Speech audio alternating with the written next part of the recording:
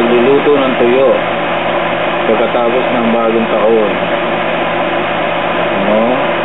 Sarap yan.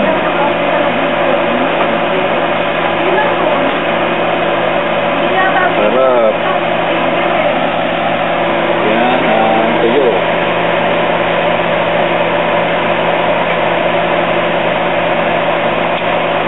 Tuyong isda.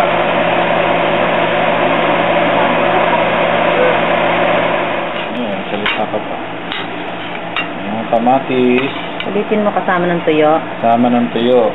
Ganaagahan namin. January 1, 2009. Ang sarap. Asan ang tuyo? Kunin mo na lang.